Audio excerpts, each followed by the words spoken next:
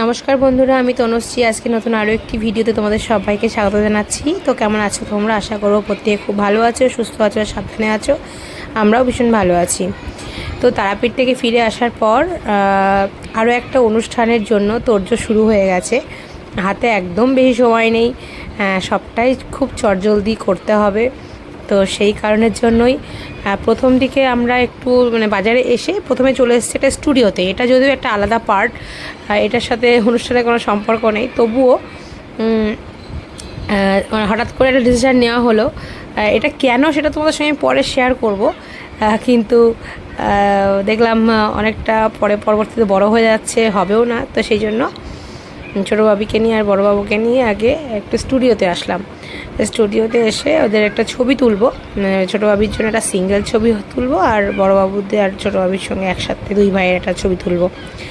তো এখানে যদি ভাবলাম যে হয়তো ছোটো বাবি একদমই ছবি তুলতে দেবে না, খুবই জ্বালাতন করবে, কিন্তু দেখলাম না, একদম খুব সুন্দরভাবে শান্তভাবে ছবি তুলেছে, খুবই ভালো হয়েছে। আর ওরে কোথায় বেলুন দেখেছে রে, সেই নিয়ে পাগল হয়ে যাচ্ছে। একটু ভাইকে ধরো, অত চেপে নয়, অত চেপে নয়। ভাইয়ের হাতটা ঠিক করে দাও, বাবুর হাতটা ঠিক করে দাও, এই জায়গায় দিয়ে দাও, এই জায়গায়। হ্যাঁ, সুন্দর করে, বাহ, এই তো। বাবুটা হাস। হ্যাঁ, দারুণ হয়েছে, হয়নি?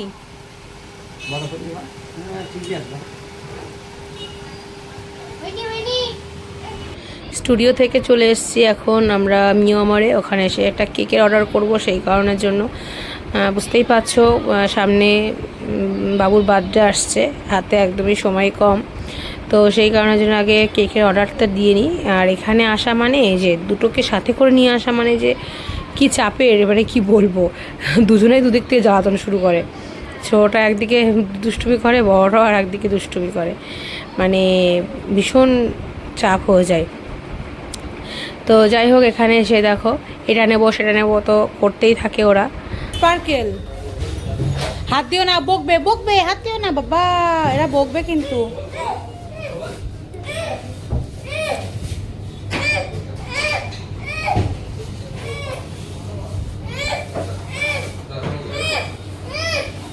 বাবু আবার বললো ও আবার পিৎজা খাবে। তো ওর বাবা ওকে টাস্ক দিয়েছে যে পিৎজা বাড়ি নিয়ে গেলে খেলে হবে না, এখানে বসেই তোমাকে খেতে হবে। তো যাই হোক, একটা পিৎজা নেওয়া হলো। নেওয়ার পর ওখানে গরম তো একটু অসুবিধা হচ্ছিল, তো আমরা সবাই মিলে হাতে হাতে মিলেমিশেই খেলাম। আর ছোটোরা দেখেছো তো কী করে বেড়াচ্ছে, মানে ওকে যতই বলি না কেন, আর একটু শান্ত হ শান্ত হ, কিছুতেই শান্ত হয় না। আর এটা হচ্ছে পরের দিনের দুপুরের ভিডিও। তারপরে আর কোনো ভিডিও করিনি, ভেবেছিলাম এরপরে আরও কিছু কেনাকাটা ছিল, সেগুলো ভাবলাম একবারে করব, কিন্তু সেগুলো আর করতে পারিনি। তার কারণ হচ্ছে ওই যে যা দুষ্টুমি করছিল, ওই তো ভাবলাম পরে আর একদিন আসবো। তো এটা পরের দিনের ভিডিও। পরের দিন দুপুরবেলা একটু মাটন নিয়ে এসেছিলো, তো সেদিন বানাবো মাটন বিরিয়ানি। অনেক দিন ধরেই ভাবছিলাম মাটন বিরিয়ানি বানাবো। এদিকে রান্নাও হবে, কিন্তু বাড়ির জন্য রান্না হবে, কারণ অনেকেই তো আমাদের বাড়িতে তো সবাই মাটন বিরিয়ানি খায় না। তো মনি বাপি ওরা তো নর্মালি ভাত খায়, তো ওদের জন্য রান্না হচ্ছে। আর আবার মাটন বিরিয়ানিটাও এদিকে বসিয়ে দিচ্ছি। তো এখানে দেখো জল ফুটে গেলে আমি চালগুলো দিয়ে দিলাম, আগে ভেজানো ছিল। আর প্রেশার কুকারে মাটনটা একটু সিদ্ধ করে নিয়েছি। সমস্ত মানে জিরে, আদা, লঙ্কা, আদা রসুন বাটা, পেঁয়াজ বাটা সবটা ম্যারিনেট করে দই দিয়ে একেবারে প্রেশার কুকারে বসিয়ে দিয়েছিলাম, জল ছাড়া। সেটা থেকে জল এমনিই বেরিয়েছে, দেখতে পাচ্ছ। আলুটাও দিয়ে দিয়েছিলাম, একটু সিদ্ধ করে নিয়েছি, কারণ মাটন একটু সিদ্ধ করে না নিলে না মাটন বিরিয়ানিটা ঠিক ভালো হবে না। তা ওখান থেকে আলুটা তুলে নেওয়ার পর মাটনটা এবার একটু আরেকটু নরম আছে, মানে একদম লো আছে, আরেকটু মাটনটাকে হতে দেবো, আর গ্রেভিটাও কমিয়ে আনবো। অন্যদিকে একটা পাত্রের মধ্যে দুধ নিয়েছি, তার মধ্যে গোলাপ জল, আতর, কেওড়া জল, তারপর একটু ওই যে মাটনের যেই উপর থেকে যে তেল টেল ভাসছিল ওটাও একটু দিয়ে দিলাম, একবারে দিয়ে দিয়েছি আমি। আর মিঠা আতর অল্প একটু, সব মিলিয়ে মিশিয়ে, আমি জাফরান দিইনি আর কোনো কালারও ইউজ করিনি, সব একটু রেডি করে রেখেছি। আর এইদিকে ভাতটা হয়ে গেলে মাটনটা আমি লেয়ারিং করব। ভাতটাও অলমোস্ট কমপ্লিট হয়ে গেছে। তো এখানে মাটনের দেখেছে জলটাও আমি আস্তে আস্তে শুকিয়ে নিচ্ছি। আর একটু ঢাকা চাপা দিয়েও রেখে দিয়েছিলাম, আর একটু হতে দেবো, কারণ যেহেতু মাটনটা তো অনেকটা টাইম লাগে সিদ্ধ হতে। এবার অন্তত 70-80% সিদ্ধ না হলে কিন্তু মাটনটা ঠিক বিরিয়ানিটা ভালো হবে না। তো সেই কারণের জন্যই আর কি। আর এদিকে অন্যদিকে আবার আম ডাল বসিয়েছি বাড়ির সবাই খাবে বলে, আর মাছের ঝোল হয়েছে, আর মাটন একটু একটু আছেও, সেটাও রান্না হয়েছে অল্প করে। তো যাই হোক, এই যে এখন লেয়ারিংয়ের পালা। ভাতগুলো সব দিয়ে দিচ্ছি ওই মাটন টুকুর মধ্যেই, এই টুকরোগুলোর মধ্যেই। তারপরে এক এক করে লেয়ারিং করব। বেরেস্তা, তারপর বেরেস্তাটা আজকে ইচ্ছে করেই দিইনি, বেরেস্তাটা আগেই আমি ভাজা করে মাটনের মধ্যেই দিয়ে দিয়েছি, কারণ আমার ছেলে বেরেস্তা খেতে খুব একটা পছন্দ করে না, ওই জন্য ওই মুখে বাঁধলে ওর খুব বিরক্তি লাগে। তাছাড়া এমনি খুব ভালোবাসে মাটন।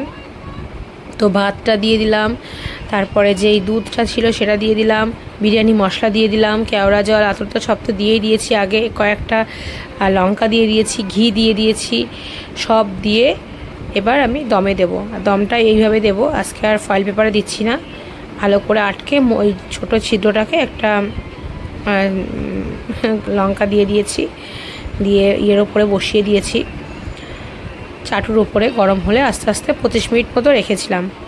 প্রথম 10 মিনিট একদম ফুল হাই ফ্লেমে, আর পরের 20 মিনিট 15 মিনিট লো ফ্লেমে। তো মাটনটা দেখো আমাদের একদম রেডি হয়ে গেছে। কেমন হয়েছে দেখে বলো। একদিন আমি চেষ্টা করব তোমাদের সঙ্গে একদম step by step mutton biryani বা চিকেন বিরিয়ানি দুটোতেই আমি শেয়ার করে দেবো একদিন, আলাদা আলাদা করে ভিডিও করে। আর এখানে মাটনটাও আলাদা করে রান্না করেছি। তো যাই হোক, এইটা দেখো মা আবার বিকালবেলা এসেছে, যেহেতু বললাম হাতে একদমই সময় কম, তো মা সেদিন বিকালবেলা এসছে আমাদের বাড়িতে। দেখো কত কিছু নিয়ে এসছে। আর এই যে ঘিটা কিন্তু আমাদের বাড়ির মানে ঘরে বানানো ঘি, সর তুলে তুলে রেখে দিই, আর সেই সর দিয়ে মা ঘি বানিয়ে নিয়ে এসছে। আর সবজি নিয়ে এসছে, দেখো কত, বাবার বানিয়েছে, সিমই বানিয়ে নিয়ে এসছে। তো এত চাটনি আচার সব বানিয়ে দেখে নিয়ে এসছে একসাথে। এদিকে আবার ছোটো বাবির হাতে আঠা লেগে গেছে, কাঁঠালের আঠা, সেটা নিয়ে তো কাণ্ড কারখানা যা করলো, মানে হাসতে হাসতে পাগল হয়ে যায়। তো মা যেহেতু এসছে সেই কারণে আমরা ভাবলাম একটু রাত্রেবেলা একটু বাজারে যাব। তো বাজার থেকে বাবুর জন্য একটু, যেহেতু সামনে ওর জন্মদিন চলে আসছে, দেখো যত জামা প্যান্টই থাকুক না কেন, মানে বার্থডে স্পেশাল একটা জামা প্যান্ট না নিলেই নয়। তো প্রথমে ট্রেন্ডসে গেছিলাম, তো ট্রেন্ডসে গিয়ে সেরকম বিশেষ কিছু পছন্দ হলো না, আর বেশিরভাগই ওর ছোটো সাইজ, মানে যা পছন্দ হচ্ছে সব ছোটো সাইজ, আর যেগুলো একটু বড় দেখাচ্ছে সেগুলো আমার খুব একটা ভালো লাগলো না। তো দেখলাম যে ঠিক আছে, কোনো ব্যাপার না, একটা নিয়ে যাই। তো চলো।